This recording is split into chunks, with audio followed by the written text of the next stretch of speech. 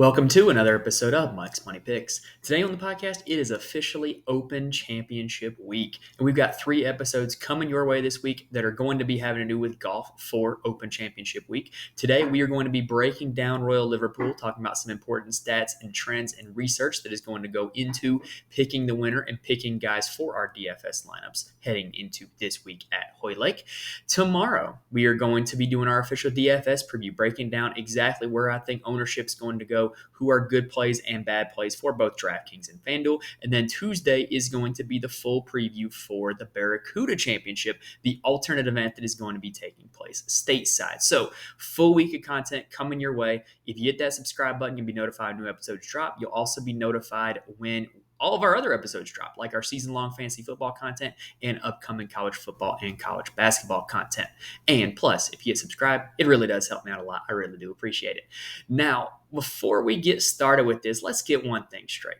When you're talking about the course this week, you can call it Royal Liverpool or you can call it Hoylake. But when you're referring to the tournament, it's the Open Championship. Do not call it the British Open. That's not what they call it. It's the Open Championship, and all these guys are competing to be champion golfer of the year. So let's go ahead and dive into Hoylake, and let's see if we can figure out what are going to be the keys to success for winning here this week at the Open Championship.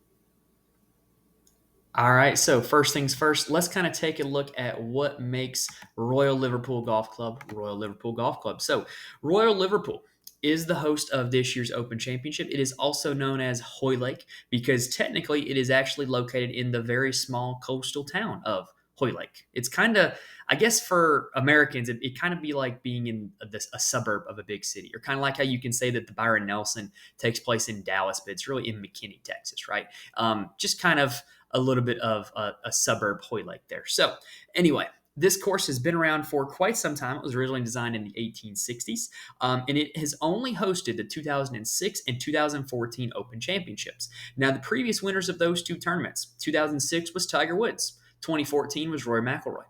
And I don't think that really, on the surface, kind of helps us out a whole lot in terms of picking a winner or picking out paths to success, because those were just the two best golfers in the world at that time. Tiger in his prime in 2006, Rory McIlroy at the peak of his powers in 2014. So what is the path to success here at Hoylake? Well, the course itself is a par 71. It's a little over 7,300 yards. So it's a course that's not going to be short. It's not long by any means. The wind is going to drastically change how this golf course plays day in and day out. So it's going to be very important to monitor if you're playing Showdown DFS or if you're playing DFS on Thursday and Friday, which wave your guys go out in, because the weather is going to be a key factor. Now, in terms of distances, this one is a little bit different from when the Open was played here in 2014, because they had a short par 5 10th hole that has now been changed to a long par 4. In 2014, it played as a par 72. That was very much a birdie hole on the 10th. Now it's a par 71. Now that hole is going to be one where guys are going to be fighting to save par. If you're looking in terms of like betting the winning score, take whatever it was in 2014. I believe it was minus 17. Go ahead and knock 4 off of that. That's minus 13 if everything else plays exactly the same. Now, in terms of distances on the scorecard, 7 of the par 4s at Hoylake measure over 450 yards. 3 of the par 3s are over 190 yards. There is a brand new hole, which is the par 3 17th hole, which is going to be a super difficult, super short par 3. It's not unlike 15th at LACC or like the 7th at Pebble Beach, where it is a wedge shot into a very small green, where if the wind is howling, that is going to be a very, very difficult shot. And guys are going to really have to control their wedges, control their distance. Now, in terms of scoreable holes, the par 5s have to be where you score here at Royal Liverpool. There is one drivable par 4. It is the 4th hole, followed by the very scoreable par 5 5th hole. If anybody's going to get a streak of birdies at this course, it's probably going to be that run of 4 5 6 or maybe 3 4 5. Now, the fairways themselves here at Royal Liverpool are quite narrow. There's not a whole lot of wide landing areas, and there's a whole lot of variation as to what lies on the other side of the fairway. There is internal out of bounds on 6 holes here at Royal Liverpool. Most notably, the 3rd hole, there's a little ridge. You can see this if you're watching on YouTube, that runs along the right side of the fairway that dictates out of bounds. And it's like 5 yards from the edge of the fairway. So little misses here can get punished big if it's out of bounds, which honestly, internal out of bounds is not my favorite thing. The way I look at it, if my ball is sitting there and I can hit it, it's in play and I should be able to play it. But it's definitely something that they're doing here to kind of add to the strategic element to kind of make it a little bit more difficult. But those internal out of bounds are going to be a factor, and some of them are going to be very close to the edge of fairways. Now, it is worth noting that these internal out of bounds, they're always on one side of the hole. There's never like dual internal out of bounds. So it's either going to be one side or the other. Guys will be able to miss to one side on every hole.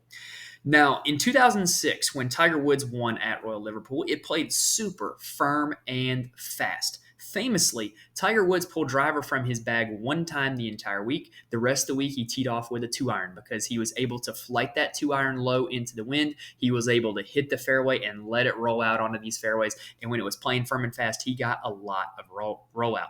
Now, in 2014, 8 years later, when Rory played here, Rory won. It was very soft from rainy conditions the week before, and he was able to hit driver a lot and have it hold the fairways because the run out wasn't as much. He was able to, kind of keep it closer to where it landed. It was a little bit easier to calculate. Now, it is worth noting that both Tiger and Rory gained fairways on the field in the year that they won. So basically, their driving accuracy was a little bit above average in the years that they won, which is going to be a big deal here. Hold on, we got to add here on YouTube, which is going to be a big deal here because you want to be hitting these fairways to make sure that you stay away from the internal out of bounds, from the thick rough, from the pot bunkers, from the fescue that's on either side of the fairway. If you're missing fairways, it is not going to be a good time for you here at Royal Liverpool. Now, this course is actually quite flat. It's probably one of the most flattest Open Championship venues. Most of them, they're along the coast, so there's, rolling sand dunes.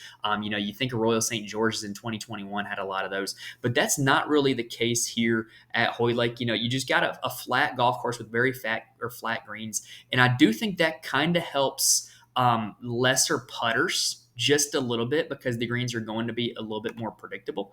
And I think that, at the end of the day, this is a ball striker's course. All right. The skills that are going to be vital for succeeding here at Royal Liverpool are you're going to have to hit fairways and you're going to have to be able to hit long approach shots into these greens. And understanding that it's not going to happen every time. You're going to have solid around the green play. You're going to have to be able to scramble and get up and down for par sometimes. That's just part of Open Championship golf. The bottom line, this is not a American driver bomb and gouge fest. This is going to be strategic thinking man's golf played with a link style. You can play it along the ground. And this is why I love the Upwood Championship because it's just going to be a different test from what guys see week in and week out. Now, it is worth noting that in 2014, there was a big weather advantage in rounds 1 and 2. So when tee times do come out, when you're making your DFS lineups, do monitor what that weather looks like. However, it is summer in England. It's going to be something that can change at the drop of a hat, but it's definitely something that when we take a look at the weather, if one wave looks better than the other, you're going to want to load up on guys in that wave. It significantly helped Rory, Ricky, and Sergio in 2014. Now, the last thing that I do want to mention is I think you can look at the leaderboards from the last 2 opens here and kind of at least take a little bit from what type of golf excels here, right? So in 2006, you had Tiger Woods number 1, followed by Chris DeMarco, Ernie Els, Jim Furyk, Sergio Garcia as your top 5. For other guys in the field, Adam Scott was T8. Phil Mickelson and Charles Schwartzel both T22.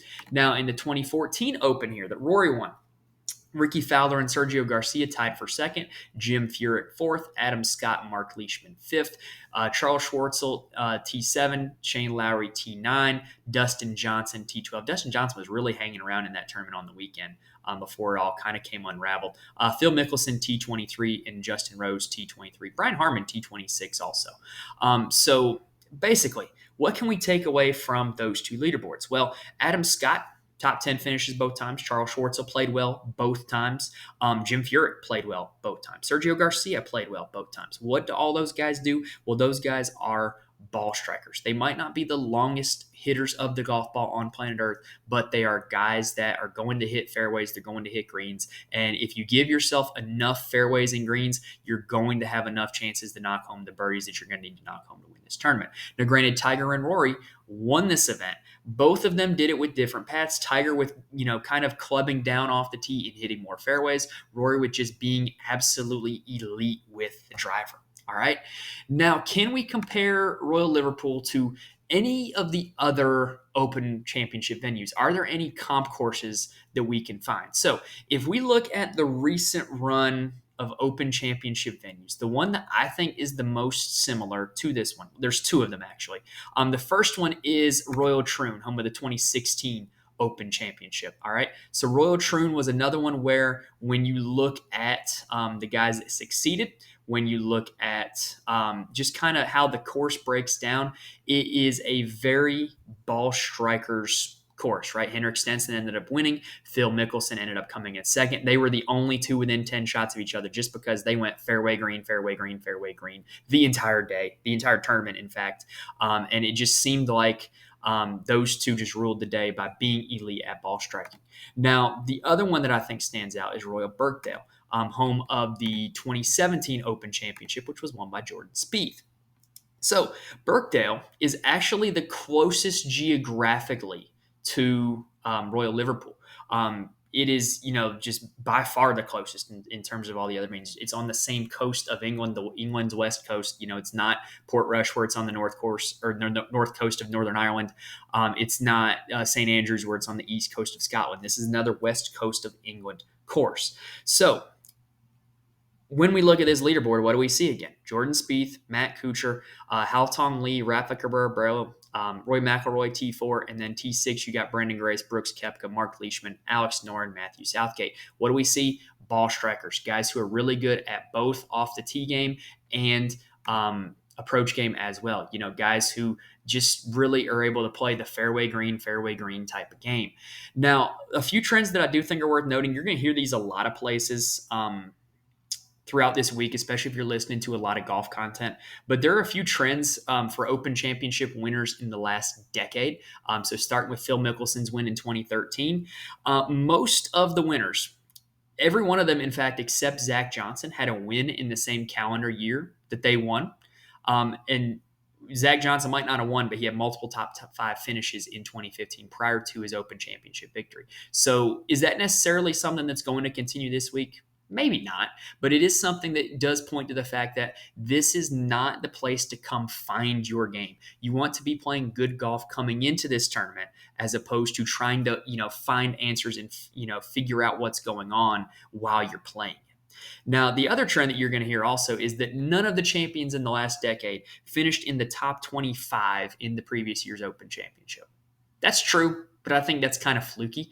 But if that is the case, if that's something that you're into, buying into these trends, then go ahead, take a look at last year's leaderboard, the one that was won by Cam Smith, and just cross off everybody who finished in the top 25. Spoiler alert, it's like a lot the best part of this field. So, it's going to cross off a lot of guys from that list if that trend were to continue. Now, I do think that in terms of trying to figure out what will play well here at Royal Liverpool, I think there's a lot of different comp courses. I think there's a lot of different tournaments that we can look at to kind of figure out paths to success. The first of which is I think we can look at previous Open Championships and who does play well in Open Championships. So on rickrungood.com here, using their database, looking at pure strokes gained total in Open Championships, you got Cameron Young, Andrew Putnam, and Colin Morikawa 1, 2, and 3. That's not shocking. All of them played one Open. Morikawa played 2, actually, and might not have won in the case of Young and Putnam, but played very well. Morikawa did win one of his 2 appearances. But the first guy of any sample size of substantial margin is Jordan Spieth. He's played in 9 Opens. He has never missed the cut. He has a win. He has never finished worse than 44th, and that was back in 2013. So Jordan Spieth, immaculate Open Championship history. Victor Hovland, deceptively good Open Championship history as well, finished 12th and T4 in his 2 appearances. Rory McIlroy, also great Open Championship history. Xander Schauffele, Henrik Stenson, Tony Finau was a surprising one, and then Scotty Scheffler round out that list. If you're looking for other guys of substantial sample size, Adam Scott and Ricky Fowler, good Open Championship history. Now, in terms of comp courses, there are a few that I want to talk about for a comp course for Royal Liverpool, because there's not really a course in the States that's just a pure comp to an English link style course. It cannot be done. But what we can do is we can look at the scorecard, we can look at the terrain, we can look at how a course plays and find some little niche similarities to it, right? Or we can find guys that have played well at both venues, right? So the first one that I want to look at is TPC Scottsdale, home of the Waste Management Phoenix Open. TPC Scottsdale plays very firm and fast. It's a sand-based golf course beneath the grass, not dirt or sod like a lot of other places. Like a links course, it's sand-based. You cannot have a big miss off the tee at Scottsdale. If you have a big miss off the tee, you're going to be in the desert natural area, and that is no bueno. Not unsimilar from here at Hoylake, where you're going to be in the fescue or the thick rough or the shrubs or wherever. So you got to avoid the big miss off the tee. It's not a super long golf course, which is another thing that's in common here. So anyway, that's just the similarities between Scottsdale and Royal Liverpool. The best guys in this field at TPC Scottsdale: Scotty Scheffler, no surprise; Xander Schauffele, Louis Oosthuizen, Hideki Matsuyama, and John Rahm. All right, next up, I really like this one as a comparison. And when you look at the guys who have played well in both of the leaderboards at Royal Liverpool, it is not shocking to see this one line up, and it is TPC Sawgrass. So TPC Sawgrass, yes, it's in Florida. It's quite geographically different from Royal Liverpool. I get that. But think about the skill set that's necessary. And look at the guys who have played well. Like Rory McIlroy has won a Players' Championship. Ricky Fowler has won a Players' Championship. Tiger Woods has won a Players' Championship. So there's just a lot of similarities between those two leaderboards, right? So let's think about the characteristics of TPC Sawgrass. It's not super long, but it can't really be overpowered. And there's a lot of holes where you cannot miss on one side of the tee. In TPC Sawgrass, it's because there's like a water hazard running down the side, right? You cannot miss right on hole 16. You cannot miss left on hole 18 at TPC Sawgrass. That's kind of similar to what we're going to see this week, except instead of it being a water hazard, now it's just out of bounds. So you still cannot miss that side off the tee. That's a characteristic that I think is very important to have in common with Royal Liverpool. Now, in terms of pure strokes gained at TPC Sawgrass, Victor Perez and Minwoo Lee on small sample sizes. And then after that, it's Bryson DeChambeau, Victor Hovland, Scotty Scheffler, Abraham Ancer, Tommy Fleetwood, and Hideki Matsuyama rounding out that list. Now, another one that I wanted to look at, and this is one that you're going to only hear from me. You're not going to hear this from a lot of people. I'm going to use Harbour Town as a comp course. And that is because when you look at Harbour Town is extremely narrow. It's also quite short. But what do guys do at Harbour Town? They don't hit driver very often. So if you're able to gain strokes off the tee at Harbour Town, hitting driving irons or hitting just clubbing down, not hitting driver off the tee, then you're going to be able to do the same thing at Royal Liverpool if you decide to club down off the tee. So who are the best guys in the field at Harbour Town? Well, Brooks Koepka on only 4 rounds. And then Patrick Cantlay, Joaquin Niemann, Scotty Scheffler on only 4 rounds. Taylor Moore on only 4 rounds. JT Poston, Tommy Fleetwood, Bryson DeChambeau. Even better, let's narrow this search down a little bit to strokes gained off the tee, because these are the shots that I really care about. You got Brooks Koepka, Scotty Scheffler, Sung J M, Abraham Ancer, and Dustin Johnson as the top 5 gaining strokes off the tee at Harbour Town. Lastly, my last comp course that I want to look at is going to be Augusta National. Because when you look at the 2 winners here, Tiger Woods, Rory McIlroy, both of them, Tiger obviously has multiple green jackets. Rory McIlroy has played very well at Augusta throughout the years. Sergio Garcia has a green jacket. Ricky Fowler has played well at Augusta. Adam Scott has a green jacket. Charles Schwartzel has a green jacket. Mark Leishman played very well at Augusta through the years. So Maybe there's something to be gained there. I don't think there's a whole lot of similarity between the courses in terms of layout or design. But hey, it's a golf course where the best in the world play like the best in the world. And so I think that is something that Royal Liverpool might just have in common, because when you look at the leaderboards for Royal Liverpool, it's guys who were the best in the world at that given time. So for Augusta National, the best guys in strokes gained are John Rahm and Jordan Spieth, not shocking at all. Sahith Theegala on 4 rounds only, but he's up near the top. Scotty Scheffler and Justin Rose round out your top 5. Then you got Tom Kim on 4 rounds only. And then Phil Mickelson, Rory McIlroy, Brooks Koepka, Colin Morikawa rounding out that list. So anyway, those are your list of comp courses. We had Open Championship venues in general. We had TBC Scottsdale, TBC Sawgrass, and Augusta National. So what I did was I went ahead and loaded up a custom model here on Rick Run Good, and I used a whole lot of stuff. I used strokes gained total in the last 40 rounds. I used fairways gained. In other words, are they hitting more fairways than their competition? I use proximity from 175 yards and up, 175 to 200 and 200 to 225. I think that's going to be vital this week when you look at all the shots where you're going to be hitting a tee shot into the wind and you're going to have a long approach in just because it's into the wind. It's going to play much longer than it is. So I think those long approaches are going to be important. I put strokes gained around the green on there because I do think being able to get up and down this week is going to be important. And then I put all of my comp courses in there, all the ones that you heard, plus the Open Championship venues in general, plus Renaissance Club last week at the Scottish Open. It's another links design. We don't have that much data for links design, right? So the one thing I will say, the one caveat for this is I did not include putting. I think when you look at putting this week, it's going to be slow greens. It's fescue grass. It's not bent grass. It's not Bermuda. It's going to be a little bit different from what we see in the States. Just because a guy putts well in the States doesn't mean he's going to putt well over here. Just because a guy putts poorly in the States doesn't mean he's going to putt poorly over here. Granted, generally speaking, will the good putters find a way to be good putters? Yes. But for that reason, do I find a need to include it in my model? No. However, here's what that did for my model. Guess who popped up number 1? Who's the best tee to green player in the world that is, just struggling with the putter lately? Scotty Scheffler. He popped up as number 1. It's no surprise. I really do like how the rest of this model turned out, though. Any model where Scotty turns out number 1, you got to feel pretty good, right? So after Scotty, it was Patrick Cantlay, Colin Morikawa, Xander Schauffele, and Victor Hovland rounding out the top 5. Tommy Fleetwood, Ricky Fowler, Justin Rose, Hideki Matsuyama, John Rahm rounding out the top 10. 2 notables right outside the top 10, Rory McIlroy and Jordan Spieth at 11 and 12. Now, tomorrow, we're going to do our full DFS preview and talk about how we're going to construct lineups. I will say, just as kind of a sneak peek, my early leans, I really like Scotty. I really like Rory. And I think in terms of the other names at the top, I'm going to be playing a little bit of Cantlay. I'm going to be playing a little bit of Cam Smith. And I'm going to be playing a lot of Brooks Koepka.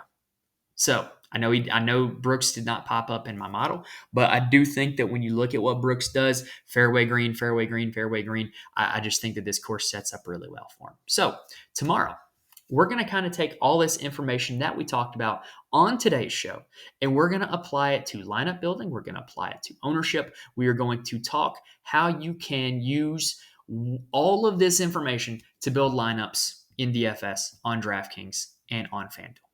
So if you tune into this one, you're going to want to tune in that one. If you don't want to tune into that one, that's fine. However, please hit that subscribe button. It really does help me out a lot. I really do appreciate it. You'll be notified when the new episode drops. And also, Underdog is going to be doing a lot of stuff this week. You're going to have, the pick'ems for individual player props, and you're going to have the drafts on a round-by-round basis as well. If you want to get in on any of that action, use my promo code MConley88. You will get your first deposit matched up to $100. All right, so if you guys can't tell, I'm really looking forward to this Open Championship here this week at Royal Liverpool.